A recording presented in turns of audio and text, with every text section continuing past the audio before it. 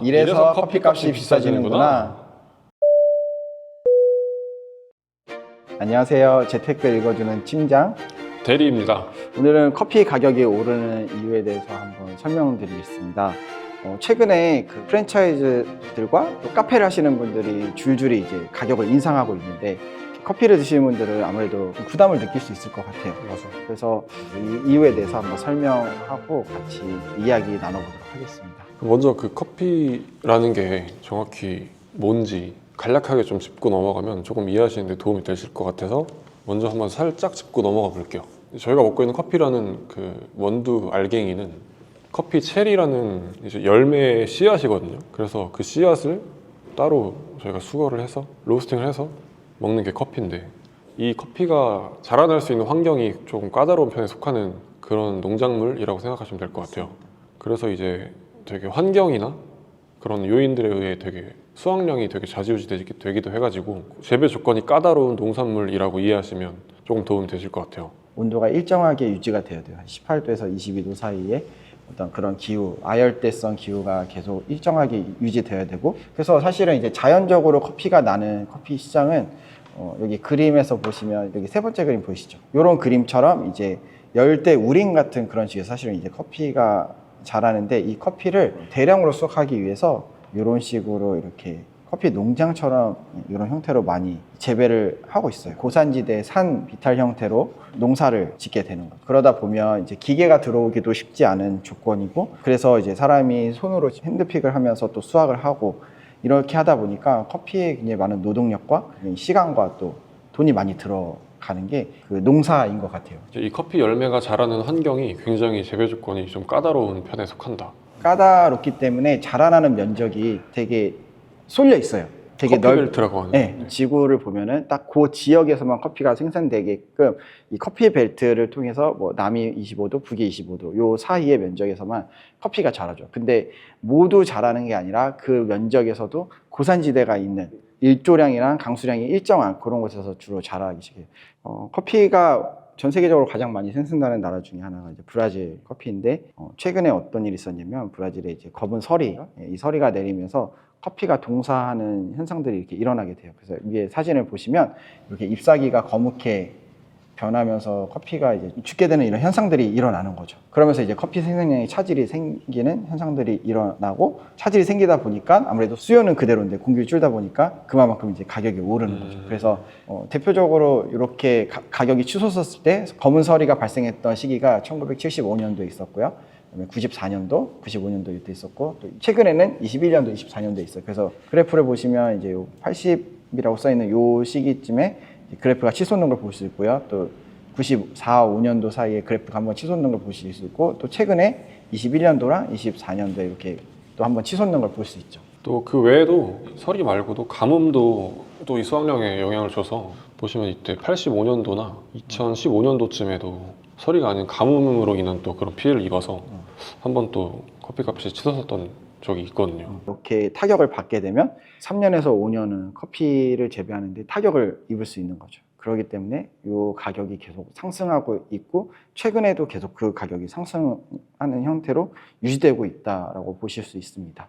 그 브라질 다음으로 또 커피를 많이 생산하는 나라가 또 베트남이지 않습니까? 네. 근데 이제 베트남 커피라는 게 사실은 생소하실 수 있을 것 같다고 생각을 하는데, 그 이유가 이제 베트남 커피는 주로 인스턴트 커피나 레시피 이런 레시피 같은 데네, 그런 좀 안에 내용물을 좀 볼 수 없는 그런 이미 완성된 그런 인스턴트 커피들을 많이 쓰여가지고 조금 생소하실 수는 있는데, 베트남도 굉장히 많은 커피 생산량을 차지하고 있는 나라 중에 하나거든요. 근데 또 베트남 이 농장에 어떤 큰 변화가 또 일어나고 있다고 네. 최근에 저도 기사를 본 적이 있거든요. 정확히 좀 어떤 변화가 일어나고 있는 걸까요? 첫 번째는 베트남에서도 이제 가뭄이 심해지는 거죠. 이제 계속 기후가 상승하면서 온도가 상승하면서 이제 커피가 자라기에 너무 더운 나라가, 너무 뜨거운 나라가 되기 때문에, 그러다 보니까 커피가 자라도 좀 힘이 없고 좀 열매가 맺혀도 전과 같이 맛이 좀 풍성하게 안 나는 이제 그런 가뭄 현상이 일어나기도 하고요. 여기도 그러면 결국 기후적인 요인이 네. 첫 번째고, 그쵸. 그리고 또 어떤 저가 커피에 쓰이다 보니 이 베트남 커피가 좀 수익성이 좋은 품목은 아닌 것 같아요. 그래서 그런 낮은 수익성과 또 상대적으로 아까 커피라는 게 되게 까다로운 재배 환경을 갖고 있다고 말씀드려서 이게 또 쉬운 작물은 아니거든요. 그렇기 때문에 이 커피 말고 또 다른 대체 생산품을 이제 새로운 농장을 만드는 그런 흐름이 좀 있는 것 같아요. 그래서 최근에는 이제 중국에서 이제 두리안이라고 냄새가 굉장히 심한데 먹으면 굉장히 단 과일이 최근에 이제 수요가 계속 늘어나고 있어요. 근데 이제 베트남에서도 이 두리안 자라기 좋은 환경이고 또 이제 심기도 편하고 또 수익도 훨씬 많이 나기 때문에 이 두리안으로 갈아타고 있다고 하더라고요. 특히 젊은 층의 농부들은 인터뷰에서도 이 같은 면적에서 두리안을 했을 때 커피보다 5배 수익이 높았다. 와, 더 500%? 많이 얻었다. 500%? 그래서 커피나무를 뿌리째 뽑아버리는 그런 이제 상황이 발생을 하기도 했고. 그래서 또 어떤 한 기사에서는 또 베트남의 주요 생산지인 당락주와 당농주에서 이 경작지가 줄어들고 있는데, 그래서 70만 헥타르 정도의 지금 경작지에서 약 10만 헥타르 정도가 감소했을 거라고 추정하고 있다고. 이게 이제 2023년도 기사고 말에 나왔던 기사고. 점점 이제 더 커피 재배 면적은 줄고 있고 지금 더 두리안 줄고 면적으로 더 늘고 있는 거죠. 중국에서도 지금 물가가 굉장히 올라가기 때문에 예전에는 사치품들을 많이 구매했지만 최근에는 물가도 비싸지면서 사치하기가 쉽지 않으니까 이 과일 같은 소소한 사치들을 즐기는 중국 젊은 층들이 많아져서 이제 이렇게 두리안의 수요가 훨씬 늘어나고 이 커피가 점점 줄고 있다라고 이야기를 하는 걸 또 볼 수 있습니다. 기사도 그렇게 나와 있고요. 또 두리안과 관련돼서 뭔가 새로운 산업이 굉장히 발달할 수도 있겠다는 생각이 갑자기 드네요. 또 추가적으로 마지막으로 이제 베트남의 현지에서 사용하는 커피 소비량이 증가하고 있어가지고 그것도 또 베트남 커피가 올라가는 요인이 되는 것 같아요. 이제 젊은 층들이 커피를 즐기는 문화가 많이 형성됐다라고 볼 수 있는 거죠. 그래서 이제 커피 값이 공급은 줄어들고 수요는 점점 많아지다 보니 그래서 이제 커피 값이 계속 치솟는 것 같아요. 저희가 이걸 준비하면서 한 가지 느꼈던 건 사실은 경작하는 그 과정, 노동력이 많이 들어가는 과정에 비해서 우리가 되게 저렴하게 사실은 커피를 즐기고 있다라는 거를 이번에 준비하면서 좀 많이 느끼게 됐어요.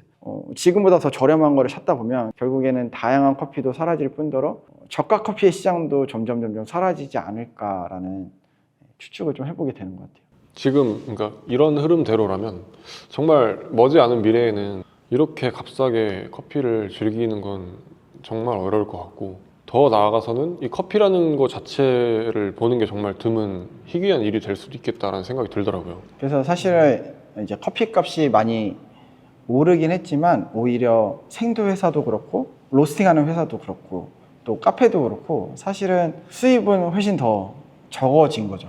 그만큼 각자가 양보하고 또 각자가 더 손해 보더라도 가격을 최대한 억제하면서 지금 이 시간을 버티고 있다라고 생각을 하고 있어요. 그래서 이제 최근에 조금 커피 값이 계속 오르는 추세다 보니까 편하게 좀 사 먹을 수 있었던 그 경험에 비해서 조금 불평 같은 것들도 많이 생기셨을 것 같은데, 또 그러한 배경에는 이런 이유들이 있다는 거를 조금 이번 기회에 알게 되셨으면 조금 이해하시는 데 도움이 되지 않을까 해서 조금 영상 준비해 봤습니다. 그리고 같이 다 이 시간들을 잘 버텨나가고 견뎌나가고 있으니 꼭 소비자한테 모든 커피 값을 다 떠안게 만드는 게 아니라 우리 모두가 다 조금씩 그것들을 떠안고 있으니 이것들을 같이 함께 한마음으로 견뎌갔으면 좋겠습니다. 네, 그래서 오늘은 저희가 저희 회사 대표님인 재판님의 조금 비슷한 느낌으로 동영상을 만들어 봤는데, 앞으로도 저희가 좀 커피 관련된 재테크나 이 커피 산업을 조금 수익으로 연결시킬 수 있는 그런 컨텐츠를 가지고 또 영상을 만들 계획이 있어서 또 구독과 좋아요 많이 눌러주시면 앞으로 또 좋은 영상으로 많이 찾아뵙겠습니다. 여러분 오늘도 저희와 함께 커피 공부해 주셔서 감사합니다. 다음에 다시 만나요.